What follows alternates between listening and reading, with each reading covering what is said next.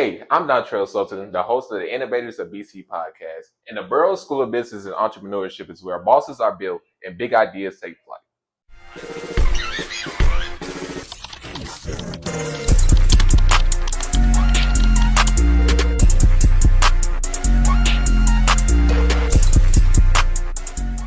Welcome back to the Innovators of BC podcast, powered by the Best Innovation Lab. I'm your host, Dontrell Sultan, with our guest today, Mr. Arie'h Black. And Arie'h is from Albany, Georgia. He's a business entrepreneurship major, and his brand is Novaa Clothing. How you feeling today, Arie'h? I'm feeling great, man. Thank you for having me. How you feeling? I'm feeling good. And like I said, we had a conversation before that she was in the party wilding. We had a 2000 theme party in Benedict. Yeah. And you was in the Dougie with her. Is that like? Yeah, it's true. Like sometimes, like when I get away from the brand, get away from school, I just go out and have fun and just chill, really, and just relax. If you feel what I'm saying? Yeah. So what's some other hobbies you get into? So when I'm not doing school or brand, either watching anime, or I'm just chilling. Like just find something to do and I just chill just to pass the time along. But really what take up all my time is school and brand. So when I do got that time to go out, as you see in the video, yeah, I have fun. What's some of the animes you watching? Because I watch anime too. Right now I'm watching Kaiju number 8. You know what Kaiju number 8 is? Watching that. My favorite of all time is Naruto and Attack on Titan. And then some of my other favorites is One Punch Man. Just got done watching the Demon Slayer movie. And then another favorite I have is, I ain't gonna lie, I Can Make Kill. You know, people don't like it. I like it a lot. I Can Make Kill. You say like I like that too. But yeah, that's pretty much. It is a slept on one. A lot of people don't know about that one. But yeah, I like them. You remember the ending for that? Well, I ain't trying to spoil it, but like, yeah, I do. I remember the ending. I do, but it showed the real behind what's really going on, how it's really supposed to be. But yeah, that's basically what I do outside. And talk about how you got to Benedict. Like, what was the process of you getting into Benedict? Whether you had a scholarship or you just said this is school for So basically, my college story is crazy. So Benedict is actually my third school. I was at Yeah. So my first school, fresh out of high school, I played football up in West Virginia. I played at D2. So the year from my sophomore year, I was supposed to go back. The school shut down like a week beforehand. Yeah. So I had to get a transfer portal to go to this new school called West Virginia Western, which was also a D2. Went there, didn't want to leave because of tuition and stuff. I couldn't really go back. So I stayed home for a whole semester. And then they passed a law for Department of Education saying that schools can't withhold your bill no more just because of tuition payment. And I was able to get my transcripts and all that stuff, and that's how I got Benedict. I submitted it in the hearing. Yeah, that's how I got Benedict. And I don't want to like put you on the spot of that, but like, how has Benedict been settling for you? Like, you feel like this is school? Yeah, I like BC. I ain't gonna lie, I actually do like school. I feel like it's a family here. I mean, I feel like you can learn a lot here and develop a lot here as well as a person. But yeah, I like BC. I ain't gonna lie, I do like this school. And have you learned anything regarding entrepreneurship? Yeah, I've learned a lot. Made a lot of connections. Met a lot of people. Learn how to talk to different types of people. Learn how to do a lot of stuff. How to like be in certain rooms and how to like communicate with people, because everybody don't talk the same. Everybody values are not the same. So you got to know how to decipher who you're talking to, so you can basically have the best form of communication you can have with that person. So yeah, I learned that a lot. And I'm glad you said to put yourself out there, because I know as a business major, you have to, because it's not just strictly school. Because after college, you're not really a good candidate, because if you focus on strictly school, you have no practical experience. Yeah. So are you involved in any like organizations or just, I guess, groups or anything? Yes, I am a part of Student Made here at Benedict College. It's a great organization that all entrepreneurs should join. So yeah, I'm part of that, and that's really it. The only thing I'm a part of. Yeah, that's it. And it has, you saying Student Made, so Student Made is it's an organization that promotes entrepreneurs and their brand. Yeah. So like, how has that pushed your brand? So basically it put me in like other rooms with other creators, other people who do entrepreneurship. Like they had a pop-up shop event last semester during the spring. I got to meet other people with business, stuff like that. So it's like a way to really help network. And then you also get to go out in Columbia at different events and get to see like how it is in the city, like selling and, you know, basically seeing the community and seeing what they like, what they don't like, being able to learn from that. And then, so, you know, next time when you go out there, you know what to do and how to improve on that, basically. Yeah.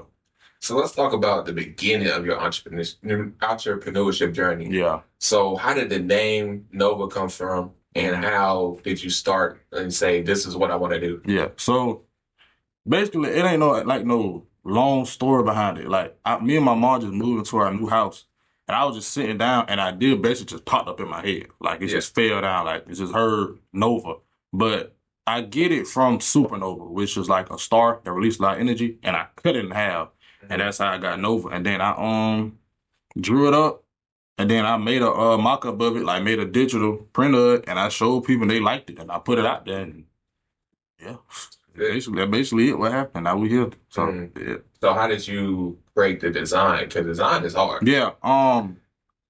With me, I was basically just sitting down. I just drew it up. Like, I was just being creative. Like I just was sitting down. I just drew up my first design ever. I just drew it up on a piece of paper. Like I don't even think I still have the paper, but I did for the longest. I just had the paper like on my dresser or something like that. I just drew it all up, and yeah, like it really wasn't nothing that really, I would say, inspired me to make it. I'll just say it just popped up in my head, and I just drew it up. Yeah. So I know for me, I'm not really as creative with creating designs, because even in my class now, we have to create a logo. Yeah. And I just pop it in the AI generator. So how do you feel about the original designing and then the AI designing? So for original designing, I feel like it's better for original designing, but I am not against. I understand people have to do AI designing where they're not the best creators. I do understand that, but so I can understand both sides. I can understand people going against AI designing, but I can also understand people that's for AI design, because I understand everybody ain't got that same creative click that everybody else got. Everybody ain't got that same, you know, mindset. Oh, I can make this out of this. Everybody can't do that. Some folk can't really make nothing for real, so they got to use other tools to really help them make it. But I am for original design, though. I feel like it keeps the what I'm looking for. What I'm looking for. I think I was looking for that word. It keeps it in the business and keep it for them, so that when you see that design, like you know that's them, like you know they come from nowhere else. But at the same time, I do understand how people will use AI design stuff. I do understand that. Yeah. So what differentiates your brand from other clothing? Because I know there's so many clothing brands on campus. Yeah, it is. So what makes yours stand out? So my brand, I don't focus on just the profit of the brand. I focus on like the connection with the customer. So like if you seen a couple weeks ago, I had a D9 photo shoot where I had D9 photo shoot. So basically, my main thing is I wanna. Yes, as a brand, you want the money, but I also want a connection, because if you build a connection with a person, they're going to be more prone to shop you over and over and over again, because they're going to feel a part of something. Not just going to feel like a producer-consumer trade-off. It's going to feel like, I'm buying for him, now I feel like I'm a part of something. Now I feel like, that's why I be like Novaa World, because it's like a world of like, everybody done bought my brand. Like, it's all our space, all our area. So that's why I feel like, if you shop with me or if you come with me, you're going to be a part of something. Because I be planning stuff for all people that bought from me. Like, before the D9 shoot, I had another content reel and like pictures on the activity field, people who shot with me before. Like that's how I feel like, because I want to be bigger in the brand. I don't want to just be. I don't want people to see Novaa just in clothing. I want people to see Novaa and think like, oh, it's a movement, or there's like a culture thing that's helping people, or there's like something that's big that got real influence. It ain't just clothes; it's like a connection. That's what I would say. It makes mine stand out from other brands on campus. Yeah. So what does Novaa's customer typically look like? Like who's shopping for Novaa? So most of my customers are like college students, like around the age 18, 21, 22. I have sold to older people though. I have sold to other people. Most of the time, I have. For real. Shocked me too, but I did. But yeah, I have sold to older people. But mainly that's my main target audience, like the young crowd. You know, that's the ones that mainly buy the clothes anyway, the younger crowd. So yeah, but I have sold to everybody. I mean, I sell to everybody, but that'd be like my main target. That'd be like my main customers, like them, the younger crowd. Yeah. So how did you go about pushing your brand other than your organization is now? Like, how did you, when you first started? Yeah. How did you get an audience, get your first customer? Oh, okay. So that's I ain't gonna lie, I advertised a lot at first. Like I was pushing Novaa every day, 5 times a day, 6 times a day when I first started. Like I would just post something. If I didn't have nothing to post, I just put the ad up on my page and just have folk follow it. I had, I would send my stuff out to people. I would send from my Instagram, tell them to follow it, all that stuff. Basically, you just had to put your own self out there. I couldn't just sit back and wait for people to follow me. I had to go out and get the followers and get the engagement and get all that. So that's how I did it. I would say, yeah, just doing that every day is how I really pushed myself out there when I first started my brand. Yeah, I would say that. Yeah. Did you have any roadblocks, like anything that kind of got in the way of your entrepreneurship, where you kind of was doubting? A lot of times, new entrepreneurs, we compare ourselves to other entrepreneurs, and you'll compare your story to their story. So you can get down because you'll see this person up here, and you still trying to get there, and you'll get down of it. But I had to learn you really can't compare your story to other people's story because everybody's story is different. Like everybody's story ain't gonna be the same. Like they might did it in 3 years, you might do it in 2. They might have did it in 2 years, you might do it in 5. Everybody's story is different. You just gotta be patient and just wait for your time. I would say that was one roadblock I had to overcome. I would say another one was probably the financial aspect of it. When you're first starting and like you're self-finance, like yourself, like you doing everything yourself, it can get hard at first, but as time goes along, you learn how to get better with it and how to really maneuver the finances to where you continue to grow and continue to just keep going as a business. So that comes with time. And I'd say another roadblock I had was probably just the fear to start. Like I was afraid to start at first. I didn't know people was gonna like it, but then I actually put it out there, and that's one of the best decisions I ever made. Yeah.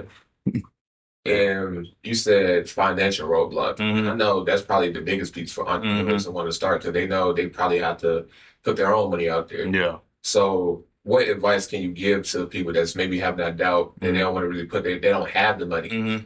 So what other ways can they get money? Yeah. I would say when you're first starting out, do not expect the money to come in fast, because it's not. And most of that money you're gonna make when you first start out, you got to put back in the business anyway, so you can be set 3-4 years down the line.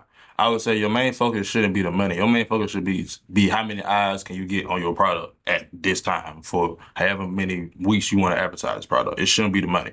Because if you focus on the money, you're going to mess up a lot. Because one, you're going to be money tight because you're going to want to spend the right amount of money on stuff because you focus on having a lot of money. So you're not going to want to spend the money. Because you got to spend money to make money. That's just how it is. You just got to do it. If you don't spend money, you're not going to really grow because it takes money to make more money. So of course, I would say that. I just don't focus on it. Like focus on growing, focus on making your product better. So where to the point where you ain't got to worry about money, you just put a product out, it just be cha-ching, like you ain't got to worry about it. So yeah, I would say that. Don't focus on it. Just focus on your product and how can you build your brand before you focus on the money. Because if you focus on that, money won't be an issue. You'll be straight. Like it'll just come to you. Yeah. And do you have any innovative projects that you have coming out for your business? Yeah. I'm actually dropping the whole collection around homecoming time. I just put in an order for my Zippo jackets yesterday. So I got them coming out. Be a live look for people to see them next week, and I got some other stuff coming too. So I got a lot of special things coming in the next couple of weeks, actually. Yeah, next couple of weeks. Yeah. So what influenced you to create new designs and to just create just things that customers will appeal to? Yeah. Because I know I was talking with Shakira, another person we had on the podcast, and like the latest trends was the crop top stuff. Yeah. And I just couldn't get with it. So I'm saying it was like, what influences that trend? I would say social media. Social media and basically just social media. If you see somebody famous wearing it, everybody else gonna want to wear it. I think that's just what it is. I think social media shapes how people think about everything. So right from clothes, relationships, whatever it is, social media is going to influence it. So I see when you see people on social media wearing it, they gonna wear it. Was that the case with your brand? No. My brand, all my influence comes from like up here. Right. Like what I think. So like another aspect of my brand is rock star. So all my stuff is behind stars. So a lot of my influence for my brand comes from rock stars as well. Like the emo side, like that. Yeah. I would say that's influenced a lot of my designs. That, and I will also say sometimes like my mood. Like sometimes my mood influences my designs. Like let's say how I'm feeling. Like let's say I'm feeling great or I'm feeling like down or something like that. I'll make a design based off that, and then that's how I come up with stuff. and talk about your brand for moving forward, like 5, 10 years later. Yeah. What do you see for your brand, and what type of impact do you think you want to make for your brand? So basically, my goal is to be the number one streetwear brand in the world. That's my goal. To be that. My impact, I see, like I said, bigger than a brand. Like when you see the word Novaa, you don't just think clothes. You think like a movement. You think like a big world of people just all together for one cause. Like you think of stuff like that. You don't think of you just put on a shirt, you walk out the door. You think of when you put on my clothes, you feel a part of something. That's what I want. And then I see myself like, just being this big thing in stores, malls, like all type of stuff. But mainly my main focus is making it bigger than a brand because I don't want it to just be clothes. I want it to mean something deeper than just clothes. So yeah, I would say that. And how would you go about maneuvering through trends, and you have to adapt to new trends? Well, maybe this type of style is kind of died out. Like, how do you go about maneuvering to a new trend? What, finding a new trend? Yeah. Basically, like I said, social media. You just gotta stay hip on that. I don't think nothing really ever goes out of style. I think people just recycle the same stuff over and over again. Like you see with the big pants, they used to wear that back in the 2090s. Now they're wearing it now. Like I think it's just like that. I think stuff gets recycled. I think stuff has moments. Like I think it might be hot now, then it stop being hot, and it be hot again. That's how I think it would be. So I think I don't never really go away from trends or like try to find a new one. I think I just stay updated, stay informed, so where I can just have everything at one time. Even though it might seem like it's going out, just like that can come back. So that's how I look at it. Yeah. So what was one highlight from your brand that you felt like this is the most traction I'm getting, and this is building something that is kind of in my vision, is into my dream? I would say, honestly, when I first got to school this semester, like seeing how many people actually shopped me to wear for back to school and What's Up Wednesday. I would say for that first week, that was a great one. I would also say the recognition I'm starting to get like around the city and like even around here, like people seeing like what I got going on, people like actually noticing like what my brand doing and like what's actually going on, stuff like that. Another highlight, even people back home like text me saying they see how it's improving, they see how it's really starting to like really get out there for real. So I say that's another highlight, stuff like that, and just being able to really meet people through this, like people you never thought you'd be talking to. Like I never thought I'd be right here doing an interview for Beast Innovation Lab, all through clothes. Like I don't know, it's just like I didn't expect to create this much relationships because I thought it was just clothes, but that's why I say I want to be in the brand because I see how much it can really do farther than clothes. So yeah, I would say that them some highlights for me. Yeah, I would say that. Okay. And I know that you said you basically was like just to pay attention to trends and basically just don't have fear when you're starting a clothing brand. Yeah. And I know many people still have that fear regardless. And so can you give us a last piece of advice for entrepreneurs that want to pursue like clothing? Yeah. I would say, for one, I would say you have to realize that if you don't take the risk, you never really know what can happen. So, because you don't know if you're gonna fail if you never try it out. At least try it out. At least try it out to see, because you're doing stuff that most people wouldn't do, being an entrepreneur. So try it out. I would say, do your research. For sure, do your research so you can learn what you want to put out, and you can learn about like different, types of clothes and designs and menus, all that stuff.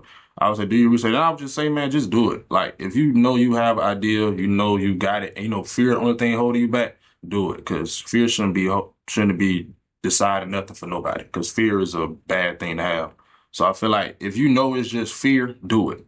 Like nervousness, do it. Because I feel like nervousness is only there because I feel like it's like your mind telling you that this can be great for you, but at the same time, you got another side of your brain saying this ain't gonna work out. But I feel like if you just do it and actually succeed, you're gonna be like, oh man. So that's like me. Like at first I was afraid, but then I did it and I'm actually succeeding. I'm like it's like a great thing. So I feel like fear can be a roadblock, but it's not hard to break down if you just be like, I'm finna do this and just put it out there. Then yeah, you'll succeed every time. Just like that. Though. Okay. And I want to say thank you for coming out to the podcast. And thank you for giving us the words of encouragement, like just to go for it without having fear. Yeah. Just step out. And I wanted you to leave us off with your socials, your brand, Okay. and wait for them to reach you. Okay. So my brand page is Novaa Clothing. It's spelled NOVAACLOTHINGG. My personal Instagram is ABlackABLAXK_. And then yeah, that's basically it. I appreciate y'all and thank y'all for having me. Thank you. All right. What's up? It's your host, Dontrell Slocum, for the Innovators of BT podcast. Level up your hustle at Best Innovation Lab, where the Benedict's boldest ideas come alive. Good.